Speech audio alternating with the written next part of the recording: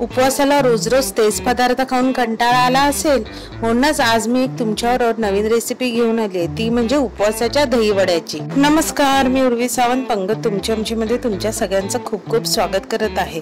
आज मी तुमच्याबरोबर उपवासाचा दही वडा, हो उपवासाचाच दही वड्याची रेसिपी शेअर करणार आहे। उपवासाचे दही वडे बनवण्यासाठी मी इथे 1 वाटी भर भगर घेतली। भगर म्हणजेच वरीचे तांदूळ। वरीचे तांदूळ मी स्वच्छ साफ करून घेतलेले आहेत। हे कुठेही तुम्हाला किराणा मालाच्या दुकानात मिळेल। तर आता ह्या 1 वाटी भगरसाठी मी ह्या कढईत 2 वाटी एवढं पाणी उकळायला ठेवलं आहे। ज्या वाटीने आपण भगर घेणार त्याच वाटीचं आपलं पाण्याचं प्रमाण असलं पाहिजे। तर आता हे 2 वाटी पाणी मी उकळायला ठेवलं आहे। त्याच्यात मी थोडंसं मीठ घालणार आणि झाकण लावून आपल्याला पाण्याला चांगली उकळी यायला द्यायची आहे। आता इथे तुम्ही बघू शकता पाण्याला चांगली उकळी आली आहे। आता आपण एका हाताने भगर आणि एका हाताने चमचा असं करून आपल्याला हे भगर घालत घालत ढवळायची आहे। आणि आता ह्याला गॅस बारीक करून झाकण ठेवून ह्याला चांगली शिजू द्यायची आहे। आता इथे तुम्ही बघू शकता आपलं पाणी सगळं सुकलेलं आहे आणि भगर ही चांगली शिजलेली आहे। तर आता आपण काय करायचं, ही एका ताटात काढून पूर्ण थंड व्हायला द्यायची आहे। आता हे आपले वऱ्याचे तांदूळ चांगले थंड झाले आहेत। तर आता आपण हे भाकरीच्या पिठाप्रमाणे मळून घ्यायचं आहे। जर तुम्हाला थोडं कोरडं वाटलं तर थोडा पाण्याचा हात लावून आपण हे वऱ्याचे तांदूळ चांगलं पिठासारखं मळून घ्यायचं। तुम्हाला आवडत असेल तर बदाम आणि थोडे मनुके घातलेत, म्हणजे काय वड्यांना चव आपली चांगली येईल। आता हे ऑप्शनल आहे, तुम्हाला जर नाही घालायचंय तर तुम्ही स्किपही करू शकता।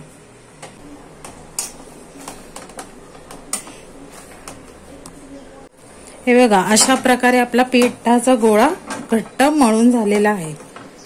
आता जर तुम्हाला मळताना वऱ्याचे तांदूळ थोडे कोरडे लागले तर पाण्याचा हात लावून लावून आपल्याला हा पिठाचा गोळा तयार करायचा आहे। आता हाताला थोडं तेल लावायचं आणि पुन्हा पीठ चांगलं मळून घ्यायचं।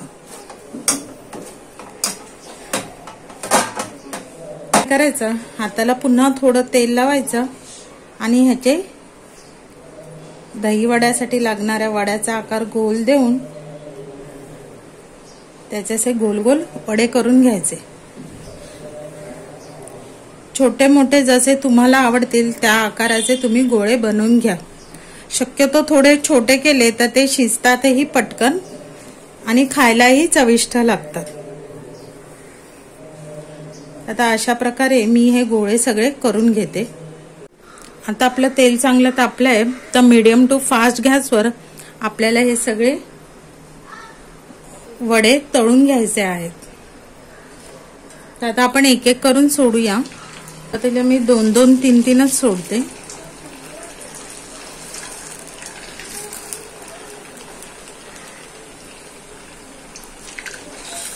इथे तुम्ही बघू शकता वड्याचा कलर चेंज झालाय। साधारण सोनेरी असा येईपर्यंत आपल्याला हे वडे तळायचे आहेत। आता हे वडे आपले इथे तळून झालेत। अशीच आता मी दुसरी बॅच सुद्धा तळून घेते।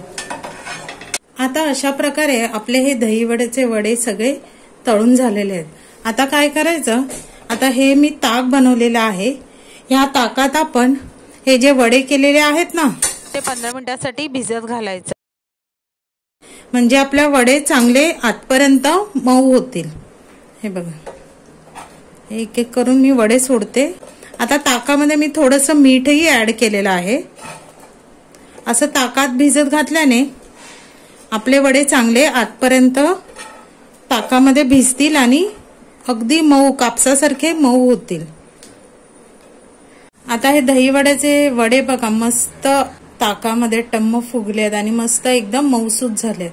तर आता आपण हे कसे खायचे ह्याची तयारी करूया। दही वडे वाढण्यासाठी इथे असे मी द्रोण घेतले आहेत। मध्ये आपला हा ताकात भिजलेला वडा तो मी बिलकुल त्यातलं पाणी बिनी काढलं नाहीये, जसंच्या तसं आपल्याला तो वाढायचा आहे। आता त्यावर गोड दही,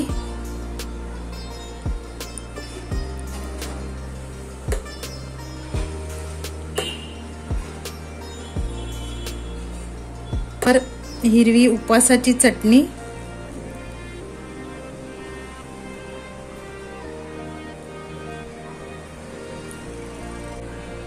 ओले खजूर आणि गूळ घालून तयार केलेली गोड चटणी,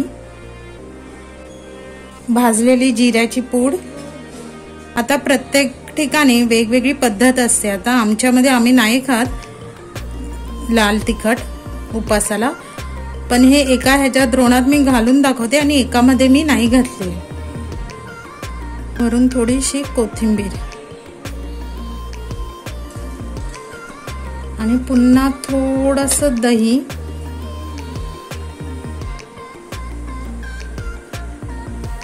वाटते की नाही मस्त उपवासाचा दही वडा? बघूनच तुम्हाला समजणार पण नाही की हा नक्की उपवासाचा आहे की आपल्या उडदाच्या डाळीचा आहे।